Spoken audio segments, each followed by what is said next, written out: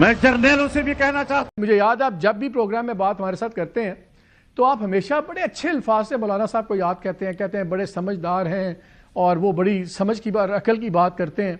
لیکن ان کو نے جب 29 کی جو تقریر کی ہے میں اس کا ایک حصہ سنانا چاہتا ہوں. مجھے اب یہ بتائیں کہ کیا ابھی بھی وہ سمجھداری کی بات کر رہے ہیں اور صحیح بات کر رہے ہیں؟ اور اس کے ساتھ ایک جڑا سوال آپ پہلے سن لیں پھر میں آپ سے کرتا ہوں.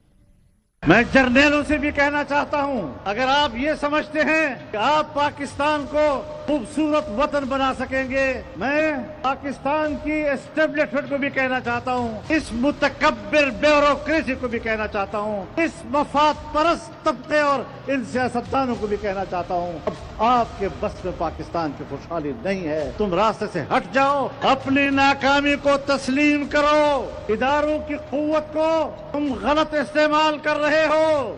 غلط حکمرانی کے نتیجے میں آج پاکستان میں قدم قدم پر اضطراب ہے، خون بہ رہا ہے، حقوق سلب ہو رہے ہیں، قوموں کے وسائل پر قبضہ کیا جا رہا ہے، پاکستان کو انارکی کی طرف دھکیلا جا رہا ہے. ہر اسمبلی کے حوالے سے ان کا ایک ایجنڈا ہوتا ہے کہ ہم نے ایک ایسی اسمبلی بنانی ہے کہ جس سے ہم یہ قانون سازی کرائیں گے، یہ ترمیم کرائیں گے، یہ تبدیلیاں کرائیں گے. آج کی اس پارلیمنٹ سے حکمرانوں نے اور ان کی پشت پر کھڑے طاقتور قوتوں نے اس آئین کا حلیہ بگاڑنے کا سوچا.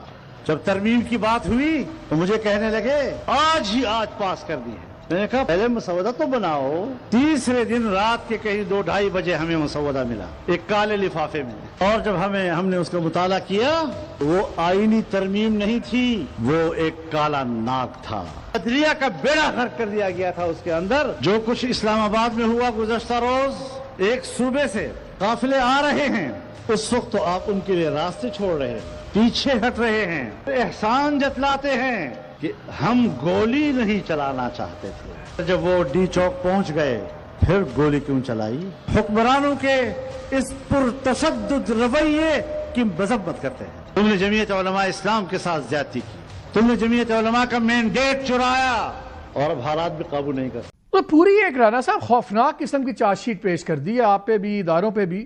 اب مجھے بتائیں مولانا صاحب جو اتنے ناراض ہیں، اگر یہ بھی سڑکوں پہ آ گئے پھر کیا ہوگا؟ مولانا نے جو بات کی ہے وہ دیکھیں فل آف کنٹراڈکشن ہے. انہوں نے جو مینڈیٹ چوری کرنے کی بات کی ہے وہ تو پھر الزام پی ٹی آئی پہ ہے، کیونکہ ان کا مینڈیٹ جو کے پی کے میں تھا تو وہ کسی اور کو تو نہیں ملا، وہ تو پھر پی ٹی آئی نے لیا ہے. تو وہ کیا وہ چوری کر کے پی ٹی آئی کو دیا گیا؟ باقی جو وہ ملکی حالات سے متعلق بات کر رہے ہیں کہ ملک کے حالات جو ہے وہ اگر ان کا حوالہ کے پی کے اور بلوچستان کی طرف ہے تو اس میں کوئی شک نہیں کہ ملک کے حالات جو ہیں وہ باعث فکر ہیں، باعث تشویش ہیں. اور روز آپ کے علم میں ہے کہ شہادتیں ہو رہی ہیں اور معاملات جو ہے وہ یعنی بہتر نہیں ہیں. لیکن اب اس کا حل کیا ہے؟ مولانا اس کا حل پیش کریں. بالکل ہم مولانا کے ساتھ بیٹھنے، مولانا کے ساتھ معاملات کو سمجھنے، سمجھانے اور آگے کا راستہ جو ہے وہ مولانا جو ہے وہ بڑے پریکٹیکل اور اپنا جو ہے وہ معاملات کو آگے لے کے چلنے والے لیڈر اور سیاستدان ہیں. تو وہ بتائیں کہ کس طرح سے صورتحال کو بہتری کی طرف لے جایا جا سکتا ہے. تو بالکل ہم ان کے ساتھ بیٹھنے کو تیار. وہ کہہ رہے ہیں کہ آپ لوگ اداروں کی، عمران خان صاحب کا مسئلہ تو یہ ہے کہ وہ بیٹھنے کو تیار نہیں ہے کسی کے ساتھ. وہ کہہ رہے ہیں کہ آپ لوگ اداروں کی طاقت کو غلط جگہ استعمال کر رہے ہیں. وہ کہہ رہے ہیں آئین کو آپ نے بالکل بگاڑ دیا ہے.